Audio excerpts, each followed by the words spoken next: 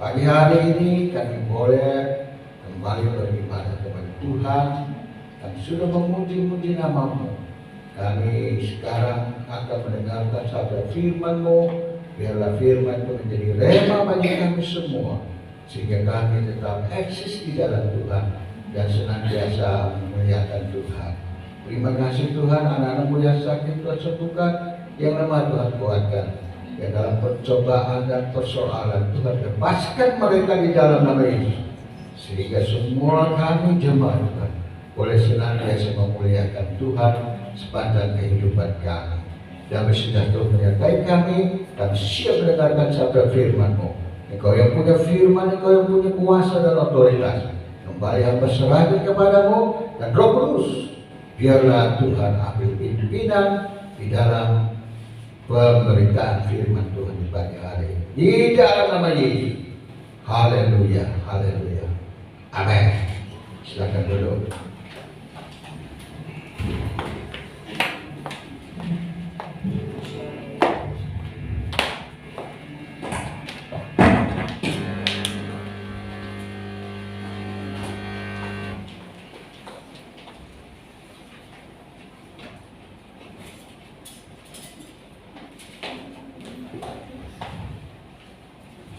Shalom saudara.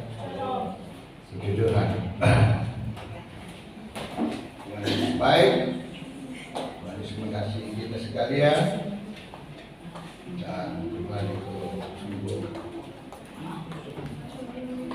ada bersama dengan kita dan Dia tidak pernah membiarkan kita sendiri dalam kesusahan, di dalam persoalan, di dalam masalah.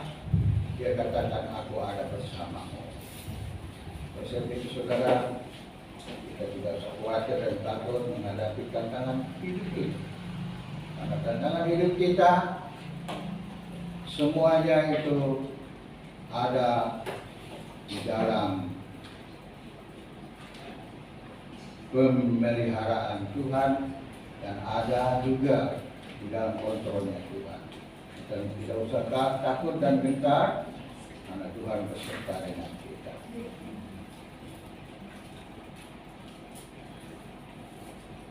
Hari ini kita akan mendengarkan sabda firman Tuhan.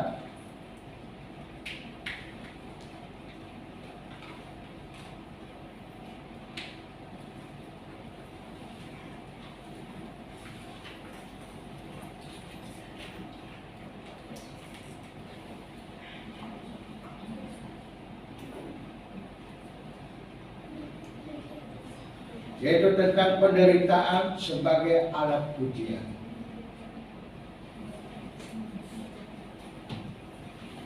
Saya minta kepada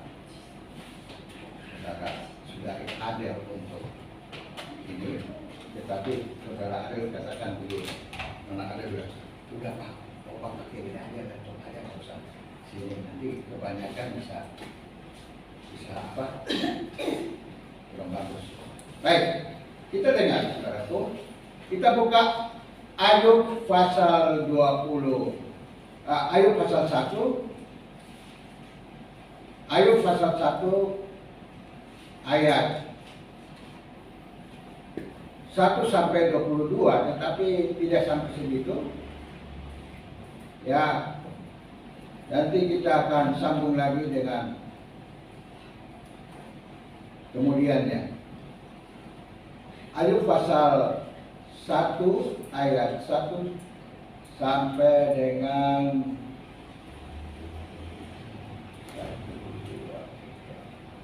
sampai dengan 4. Setelah itu baru kita sambung lagi dengan pasal ayat 21 sampai 22.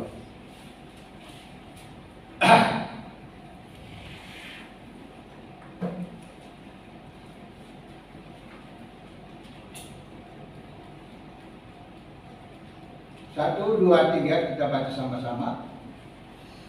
Ada seorang laki-laki di tanah Uz bernama Ayub, orang itu saleh dan jujur. Ia takut akan Allah dan menjauhi kejahatan. Ia juga anak perempuan. Dia memiliki 7 ekor kambing, domba 3.000 domba, 500 lembu, 500 keledai betina, dan budak-budak dalam jumlah yang sangat besar, sehingga orang itu adalah orang kaya daripada orang di timur. Ya. Maka firman Tuhan kepada iblis, nah segala yang dipunyainya ada di dalam kuasamu. Hanya jangan engkau mengulurkan tanganmu terhadap dirinya. Allah meluaskan segala sesuatu yang kepunyaan Ayub habis. Ayub itu bukan orang sembarangan. Ayub ini dia saleh, jujur dan takut akan Tuhan. Orang udah saleh, jujur lagi, takut akan Tuhan. Kenapa harus dicobain sama Allah? Saudaraku,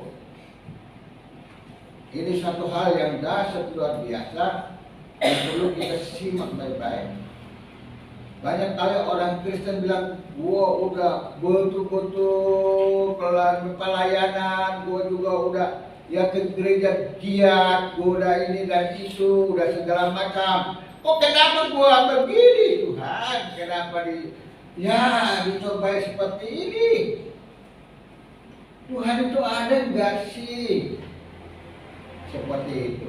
Seringkali saudara kita memiliki persepsi yang keliru terhadap Tuhan. Tuhan luaskan segala sesuatu terjadi agar supaya apa? Iman kita lebih lagi bertumbuh di dalam Tuhan. Seperti tadi malam, sebagaimana kesaksian saudari Rahel, ya itulah tantangan hidup yang harus dihadapi. Tapi itulah iman. Itu bukan suatu penyakit yang harus ditakuti. Tuhan luaskan itu terjadi agar supaya apa saudara? Agar supaya Dia menguji iman kita. Masih mau nggak ke gereja? Masih mau nggak melayani? Saudaraku, ini nggak main-main. Masih mau nggak melayani? Seringkali kita sakit kepala sedikit, ada malas nanti aja minggu depan aja nanti. Dan lain sebagainya. Padahal saudaraku, Tuhan punya rencana yang besar menguji iman kita agar supaya kita tetap setia kepada Tuhan. Dan kesetiaan itu punya nilai tambah. Amin. Nah, ayat 21 dan 22 kita lihat saudara. Katanya, dengan telanjang aku, kata si Ayub. Ya, si Ayub katakan apa? Dengan telanjang aku keluar dari kandungan ibuku, dan dengan telanjang pula aku akan kembali ke dalamnya. Tuhan yang memberi, Tuhan yang juga mengambilnya. Saudaraku, terpujilah nama Tuhan. Dalam hal ini Ayub dia justru nggak ngomel-ngomel. Semua ludes habis. Dimiskinkan. Bukan saja dimiskinkan, tetapi dihancurin. Udah begitu kena gatal-gatal lagi. Dari malam saudara, maksudnya si Ezra harus kesaksian juga tadi. Tadi malam dia gatal-gatal. Jam 3 ya. Jam 3. Saya keluar. Tahu-tahu ada di kantor situ. Kenapa? Saya juga ini gatal-gatal. Punya obat enggak? Obat apa? Enggak ada. Ya udah, lu pergi tidur lagi. Dan dia tidur lagi, akhirnya gatal-gatal udah apa? Saya tanya, lu makan apa? Enggak makan apa-apa kok. Enggak tahu lah. Gatal-gatal dan bentol-bentol, bagus. Tetapi puji Tuhan pagi ini dia begitu banget, udah sembuh, udah baguslah. Puji Tuhan. Tuhan itu punya rencana. Iblis mau agar supaya kita tidak beribadah kepada Tuhan. Karena hari ini penting sekali untuk beribadah. Setan itu tidak mau agar supaya anak-anak Tuhan itu setia kepada dia. Setan mau agar supaya anak-anak Tuhan itu mandek terus dan tidak setia kepada Tuhan. Dengan berbagai cara dia mulai hancurkan supaya apa? Anak-anak Tuhan tidak setia kepada Tuhan dan tidak balik kepada Tuhan. Ayat yang ke-22 berkata, ya. Dalam kesemuanya ini Ayub tidak berbuat dosa dan tidak menuduh Allah berbuat yang kurang patut. Berarti saudaraku, luar biasa Ayub ini.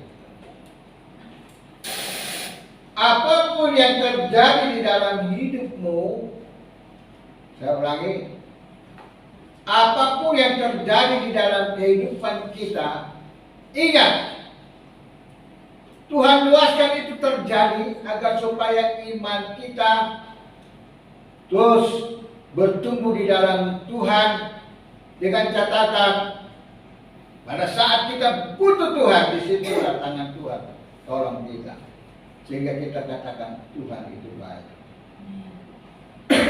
Tuhan Yesus itu ada, Dia tidak pernah tinggalkan aku. Haleluya. Berpengalamanlah dengan Tuhan, maka imanmu akan bertumbuh terus menerus di dalam Tuhan. Saudaraku yang kekasih, seringkali kita tidak mengira hal-hal yang kurang baik terjadi di dalam hidup orang percaya yang taat dan setia kepada Tuhan, yang menjauhi kejahatan dan betapa salehnya dia. Namun Tuhan mengizinkan penderitaan itu terjadi di dalam hidup mereka, sama seperti Ayub dalam kisahnya. Satu hari semuanya diambil, anak-anaknya, kekayaannya, bahkan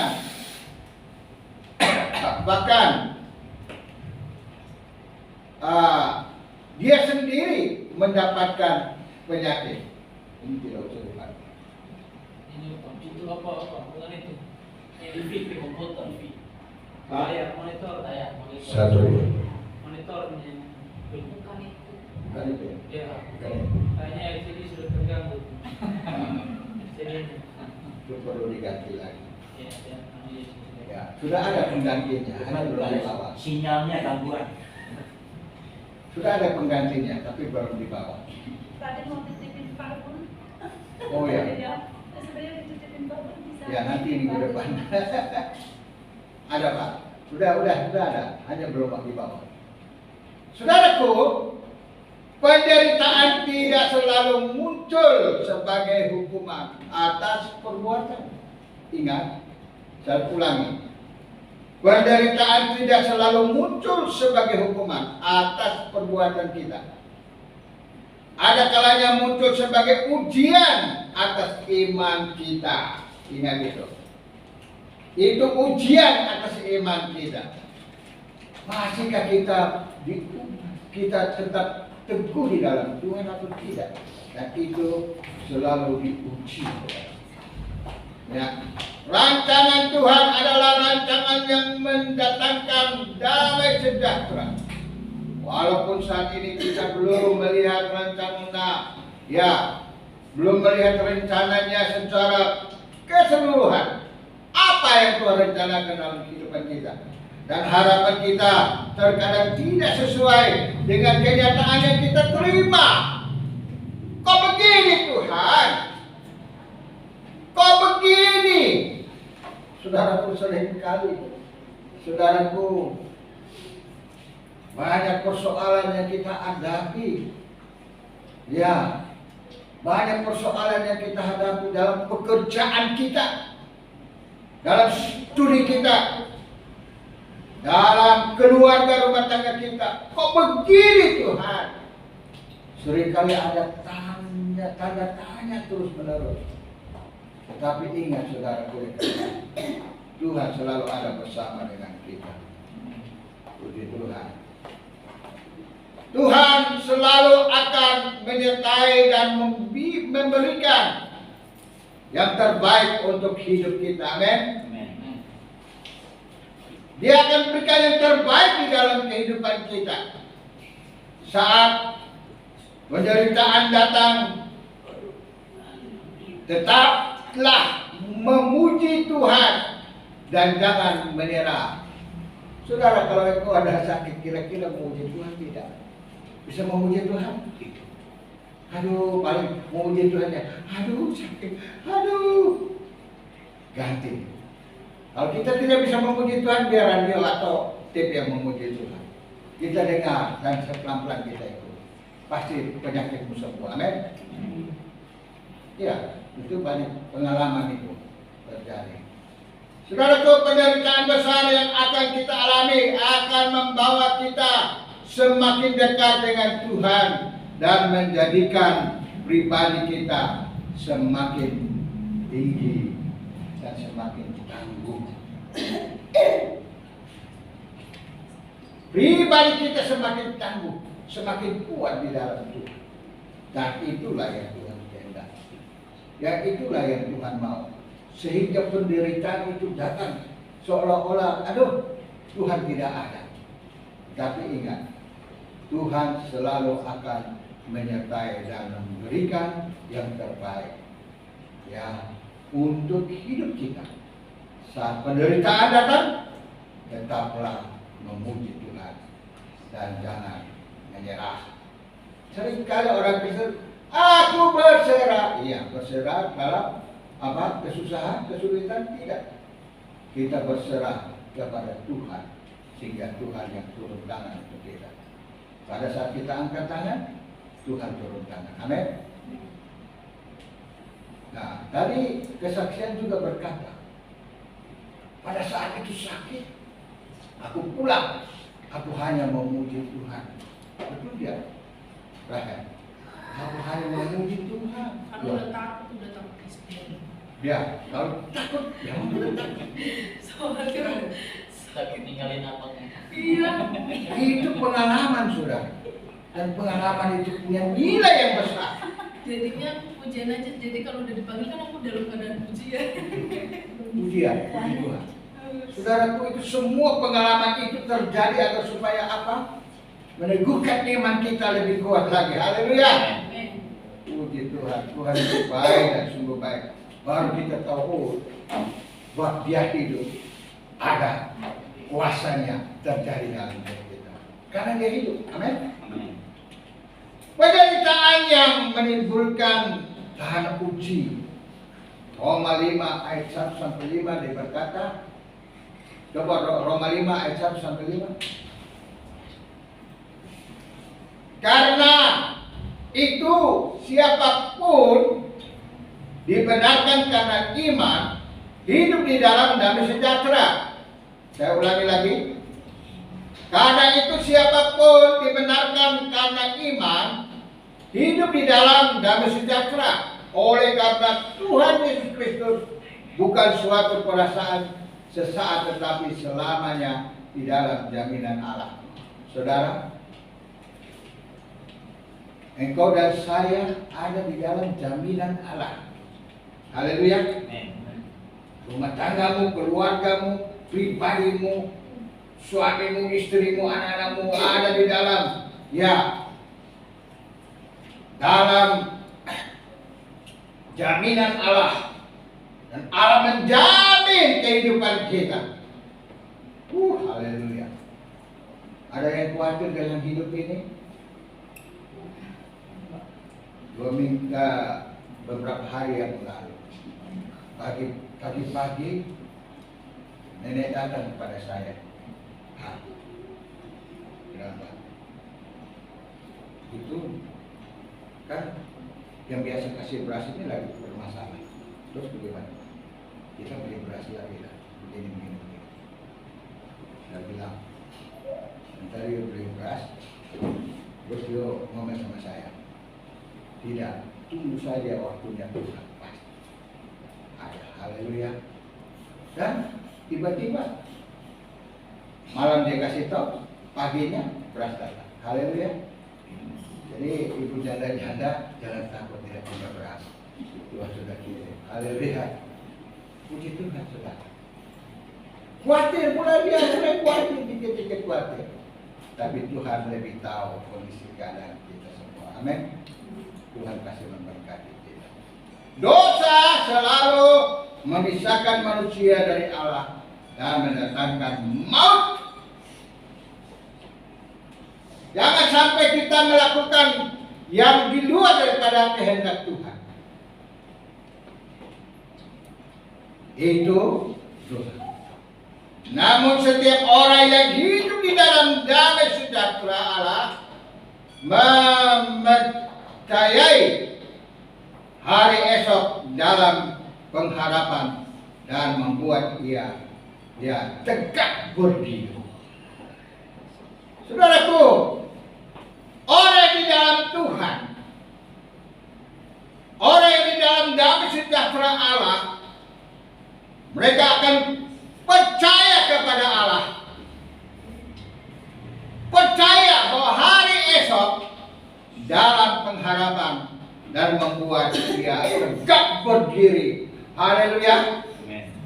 Dan dia, saudaraku, loyal dalam hidup. Dia selalu ada dan senantiasa bersama-sama dengan kehidupan kita.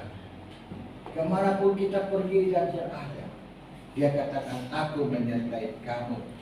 Aku menyertai engkau dimanapun engkau pergi, dimanapun engkau berada, dimanapun engkau nginap, dimanapun engkau. Oleh sebab itu saudaraku, kalau Tuhan ada bersama kita, jangan sekali-sekali kita melakukan kesalahan kepada Dia. Malu dong sama Tuhan. Saudaraku, tidak secara otomatis kita tegak berdiri di hadapan Allah, melainkan Allah akan mengalami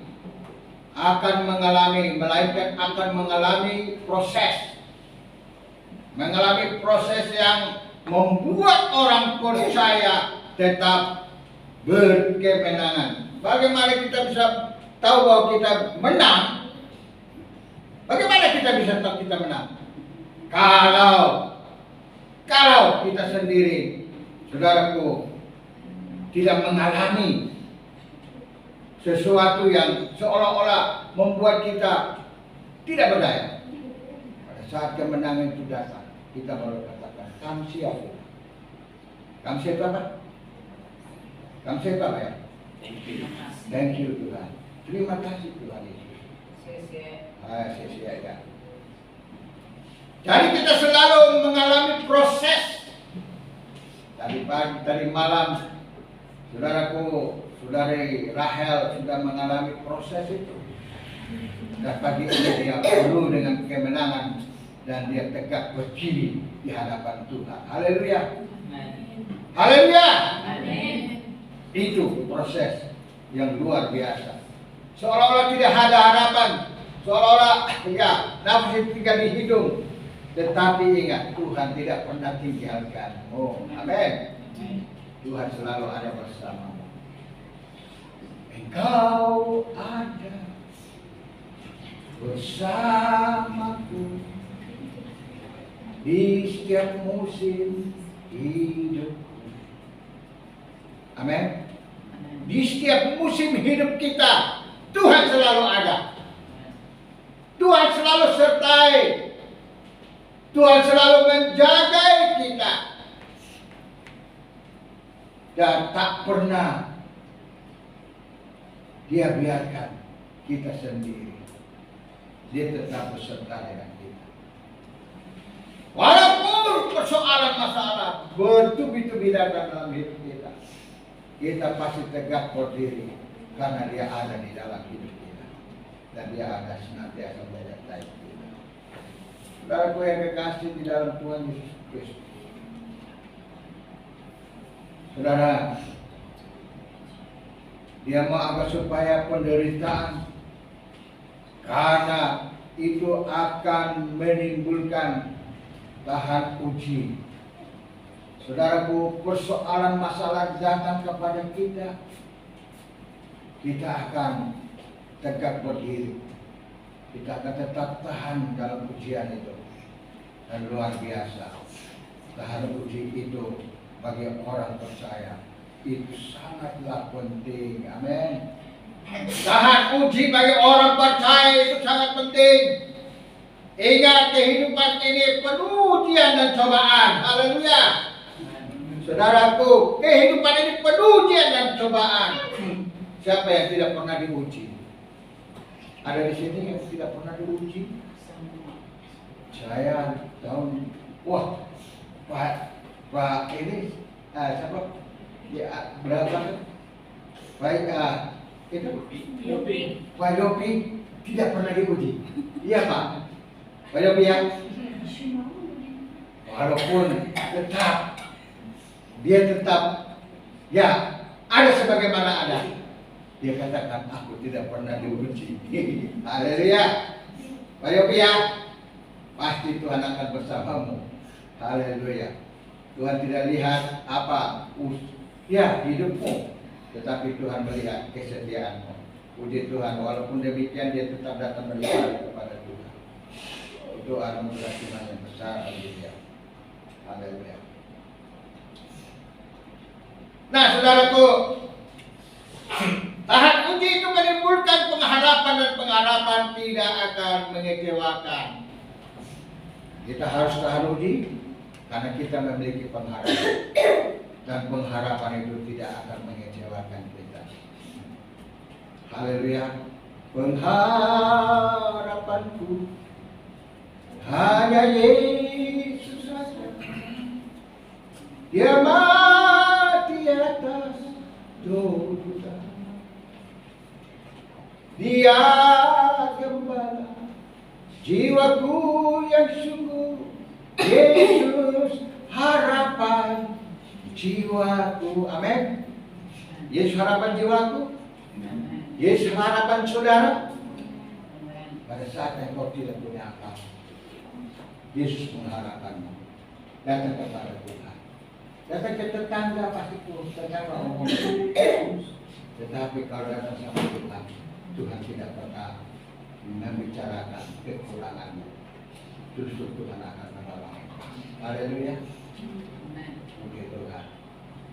Saudaraku yang kekasih, bukankah orang kaya menaruh pengharapannya hanya kepada kekayaan? Bukankah orang kaya hanya menaruh pengharapan kepada kekayaannya?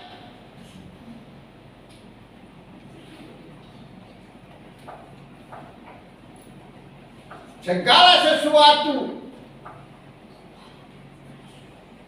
yang bersifat fana berharap hanya pada kekayaan manusia, kekuasaan dan tahtanya, angkat dan kekuatannya, selalu akan mengalami kekecewaan. Amin. Siapa yang punya uang banyak? Siapa yang punya rumah mewah? Siapa yang punya mobil yang bagus? Semuanya itu seketika saja bisa amblas, bisa hancur. Setiap orang yang mulai dengan uang, dia mulai ya pakai duit, gara-gara dia punya duit banyak, dia pakai duit. Lama-lama hancur. Kalau sudah hancur, pada saat klimaks dia tidak ada pengharapan. Di situ Tuhan luaskan terjadi agar supaya apa? Agar supaya dia kembali kepada Tuhan. Agar supaya dia mengaku bahwa Yesus itu ada. Agar supaya dia mengaku bahwa Allah itu pencipta langit dan bumi. Allah itu yang pencipta setiap manusia yang hidup di bumi ini. Firman Tuhan katakan, engkau aku rajut engkau di dalam rahim ibumu. Dan pada saat engkau ada di bumi ini, aku menyertai engkau. Tetapi kalau engkau mulai lepaskan dirimu daripada aku, ya semua akibat itu engkau akan tanggung. Jangan engkau berharap kepada kecantikanmu mungkin, kekuatanmu, ya, dan lain sebagainya. Mungkin engkau juga menaruh pengharapanmu kepada uang, sehingga segala sesuatu bisa dibeli. Semuanya itu akan sia-sia dan kecewa, akan menjadi kecewa. Apalagi kalau kita menaruh pengharapan kepada manusia, manusia pun satu kali akan hancur, binasa. Tetapi Tuhan tidak pernah hancur dan binasa. Tuhan tetap ada bersama dengan kita. Oleh sebab itu, kita sebagai anak-anak Tuhan, taruhlah pengharapanmu kepada Tuhan, bukan dari kekuatanmu. Bukan menaruh pengharapanmu kepada uangmu, kemampuanmu, pikiranmu, otakmu. Tetapi taruhlah pengharapanmu kepada Tuhan. Karena Tuhanlah gembala kita yang agung dan baik. Dia mengasihi hidupmu, mengasihi kita sekalian. Pada suatu ketika, apa yang kita taruh pengharapan kepada yang kesia-siaan di bumi ini, maka hancur juga diri kita.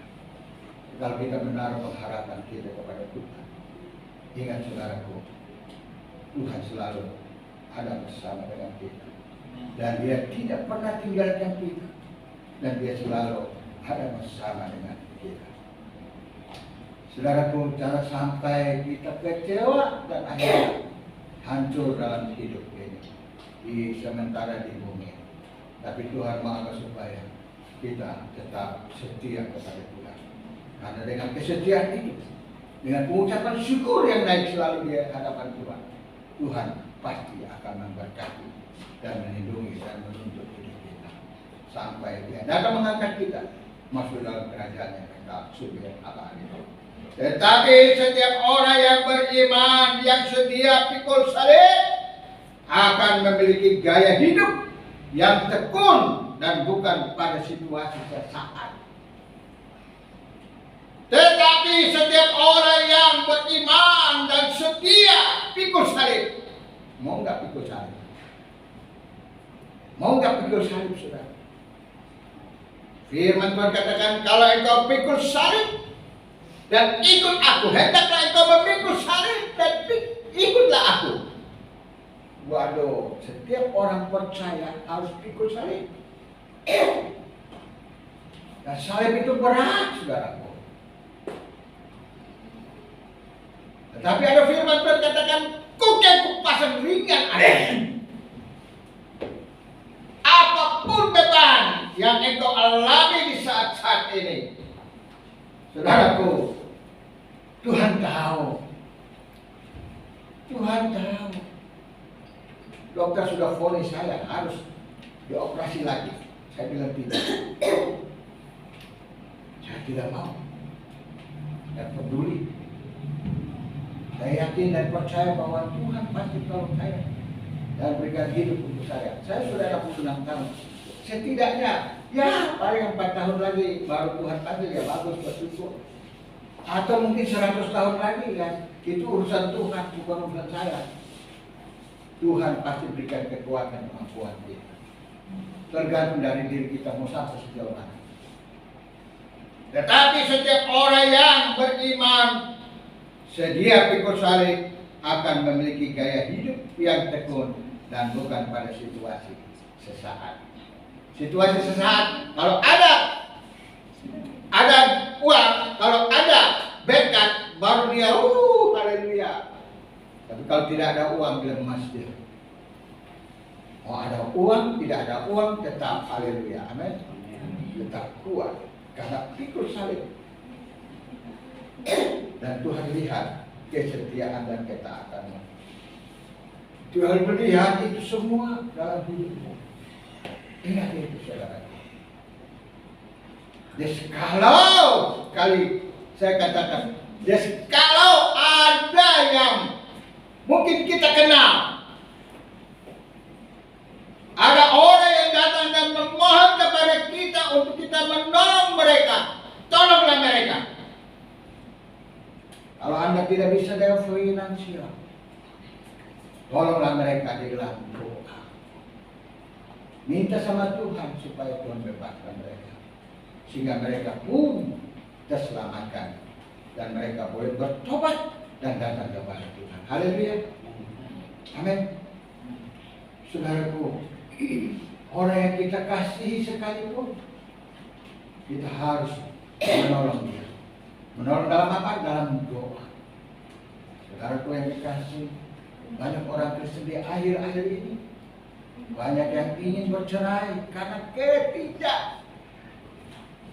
ketidakkuatan mereka di dalam iman mereka. Sehingga apa yang tadi dikatakan itu, ada suami istri yang saling berselingkuh, satu selingkuh dengan yang lain, istri selingkuh di sana, suami selingkuh di sana, masuk penjara. Saudaraku, itu orang Kristen, saudara. Orang Kristen, pemain musik di gereja, guru keyboard, pemain keyboard. Tapi apa yang terjadi? Dulu dia memang gereja di sini, bertobatnya di sini. Akhirnya dia pergi ke gereja yang lain. Tapi akhirnya hancur. Dia kawin juga di tempat yang lain, di gereja yang lain. Itu pun di mana saya juga rintis gereja itu, dan dia juga membantu di sana. Dan apa yang terjadi? Akhirnya terjadi seperti itu. Sudah seperti itu, saudara. Akibatnya, saudara. Ya, sampai hari ini saya juga tidak tahu di mana mereka. Tapi mereka pindah ke Jakarta dan saya tidak tahu. Semoga mereka kembali di dalam kasih Tuhan yang semoga dalam hidup mereka. Penyakit pun sebagai ujian iman. Saya katakan, saya ulangi. Penyakit pun sebagai ujian iman. Penyakit dipakai Tuhan menjadi alat mendidik orang percaya. Halo? Penyakit juga sebagai alat mendidik orang percaya. Kepercayaannya, orang kepercayaannya itu hanya huruf besar. Kepercayaan Tuhan. Rahel itu adalah orang kepercayaan Tuhan. Haleluya. Amin. Amin. Saudaraku, siapapun kita sakit apapun juga, kalau kita masih datang beribadah kepada Tuhan, engkau kepercayaan Tuhan.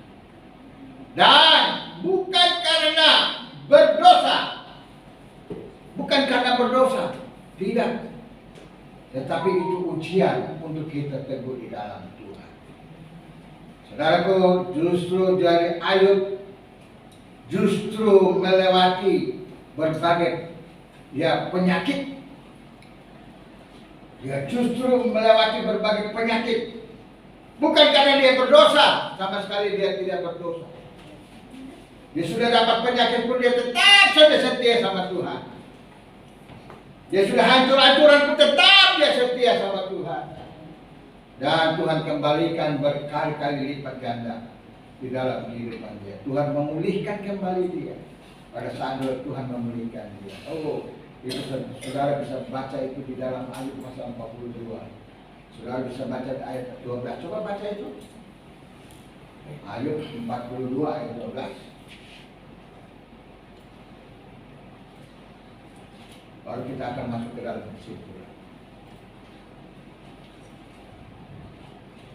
Kalau tidak salah ya, silakan baca. Ayub pasal 42 ayat 12. Demikian bunyi firman Tuhan. Tuhan memberkati Ayub dalam hidupnya. Tuhan memberkati Ayub dalam hidupnya. Yang selanjutnya lebih daripada dalam hidupnya yang dahulu. Selanjutnya lebih daripada yang dulu. Amin. Ia mendapat 14.000 ekor kambing domba. Tadinya cuma 7.000 ekor. Sekarang 14.000 ekor kambing domba. Coba bayangkan itu. Double. Orang yang bertahan sampai ke akhir dalam kesetiaannya kepada Allah. Allah tidak pernah biarkan dia, tetapi Allah justru mulai memberkati. Di balik segala penderitaan, Ada berkat Tuhan yang menanti. Haleluya. Jangan takut saudara. Terus Dan 6.000 unta, tadinya 3.000 sekarang 6.000 unta. 1.000 pasang lembu, Tadinya 500 sekarang 1.000 pasang lembu. dan 1.000 ekor keledai betina. Dan 1.000 ekor keledai betina yang tadinya 500 saja. Ia juga mendapat 7 orang anak laki-laki dan 3 orang anak perempuan, dan Dikembalikan lagi semula. 7 laki-laki dan 3 perempuan. Dikembalikan lagi. Oleh sebab itu saudaraku, bertahan sampai ke akhir. Ada berkat Allah menantikan engkau. Amin. Amin. Jangan menyesal atas segala yang terjadi di dalam dirimu. Ada rencana Tuhan yang besar dalam hidupmu. Kesimpulannya saudaraku, 3 alasan mengapa Allah mengizinkan orang saleh mengalami penderitaan. Ya. Ada 3 alasan mengapa Allah mengizinkan orang saleh mengalami penderitaan. Yang pertama, ini sudah kesimpulan saudara.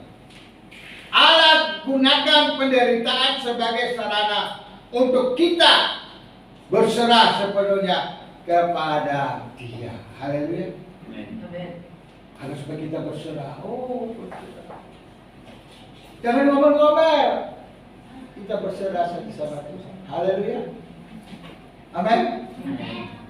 Dulu saudara, saya tahu Ibu Ella pada saat suaminya meninggal, dia seolah-olah tidak punya pengharapan. Tetapi sekarang dia tetap teguh di dalam Tuhan. Dan dia melihat kemuliaan Tuhan itu terjadi dan berlaku dalam hidupnya.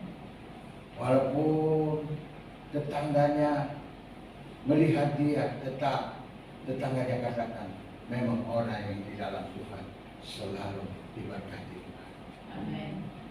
Saudara yakin kita juga diberkati Tuhan? Haleluya. Yang kedua, Allah inginkan kita merespon setiap penderitaan dengan sikap yang benar. Seringkali kita merespon sikap yang salah. Kok Tuhan kenapa lu ada sih? Ada satu saudara pun bapak di Maluku, begitu persoalannya begitu keras kencang sekali. Dia seorang tentara. Dia mulai ambil itu senapannya dan dia bilang, Tuhan lu ada di mana? Gue tembak lu sekarang. Lu ada di mana? Lu ada di mana? Lu ada di mana? Kenapa sehingga gue begini? Saudaraku, jangan seperti itu, responnya salah. Itu respon yang salah. Tapi datang Tuhan, terima kasih untuk semuanya. Di balik semuanya itu ada yang Tuhan akan kerjakan dalam hidup kita. Haleluya. Tuhan sangat mengasihimu. Engkau berharga dan sangat berharga. Amin. Apakah saudara berharga? Amin. Kamu dan saya berharga di hadapan Tuhan. Yang ketiga, Allah ingin mengajar kita bahwa Dia Maha Kuasa. Haleluya. Allah ingin mengajar kita bahwa Allah itu Maha Kuasa.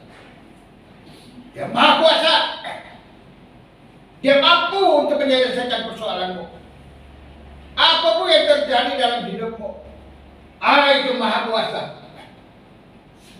Dia Maha Kuasa dan sangat Maha Kuasa. Dan Dia mampu untuk menyelesaikan persoalanmu. Persoalan keluargamu, persoalan pekerjaanmu, persoalan apa saja yang engkau alami, Allah itu Maha Kuasa.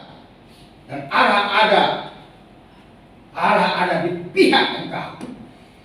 Dan engkau lihat kemenangan yang Tuhan akan berikan kepada kita. Haleluya. Kita bangkit. Allah kuasa melakukan segala berkat. Mari PR Singan maju ke depan. Nah, kita akan menyanyikan pujian. Saudara tahu lagu ini? Tahu?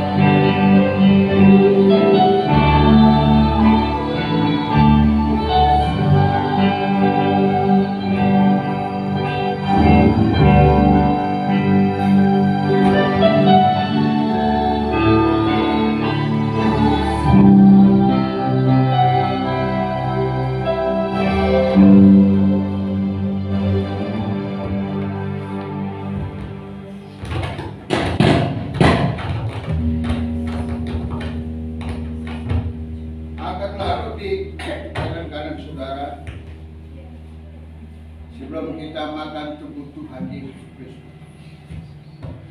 Koreksilah diri kita masing-masing. Firman Tuhan berkata, jika engkau punya persoalan dengan saudara, mintalah maaf kepada mereka dan ampunilah mereka, supaya apa yang kau cicipi pagi itu, yaitu tubuh Tuhan dan darah Yesus, itu akan menjadi berkat dalam hidupmu. Yang sakit akan disembuhkan, yang lemah akan dikuatkan, yang punya persoalan masalah akan dibebaskan di dalam nama Yesus. Meraih perjanjian melalui perjamuan Tuhan yang hidup. Angkatlah roti di tangan kananmu dan dengarlah firman Tuhan.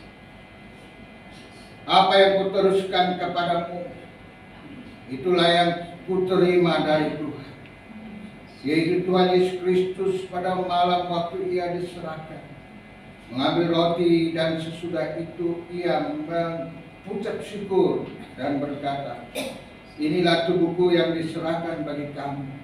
Berbuatlah ini setiap kali kamu meminumnya atau memakannya menjadi peringatan akan aku.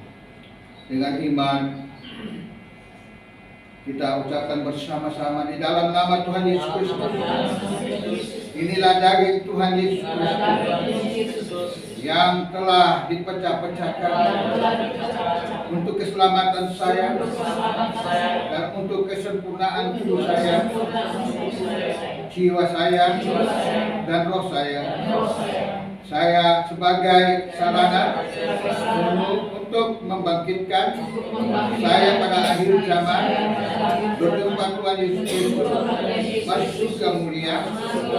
Tubuh Tuhan Yesus Kristus bertobat dan tikam dan agar tubuh saya dibebaskan daripada segala macam penyakit, kutuk maut dan penderitaan, kutuk Taurat. Dibebaskan dari pisau operasi di dalam nama Tuhan Yesus Kristus. Inilah tubuh Tuhan Yesus Kristus. Dengan iman kita makan bersama dalam nama Tuhan.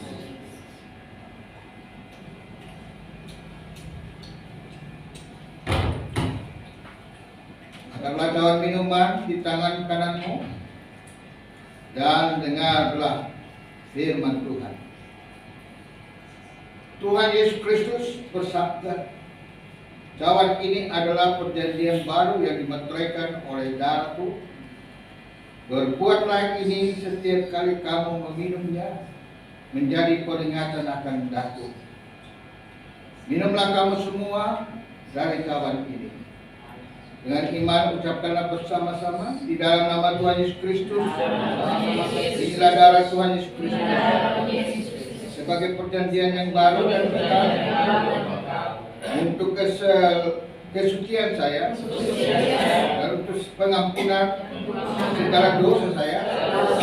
Darah Tuhan Yesus Kristus mengalir dari kepala yang bermahkota itu, yang artinya kita semua telah diangkat menjadi putra putri kerajaan surga, dan kita semua kelak akan seperjamuan dengan Tuhan Yesus Kristus di dalam kerajaan surga.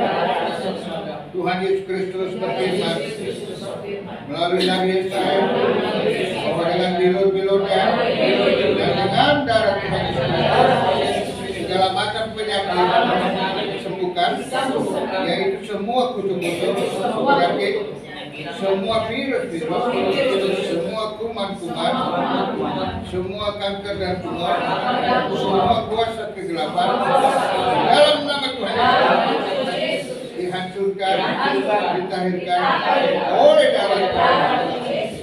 Dengan iman kita minum darah Tuhan Yesus bersama.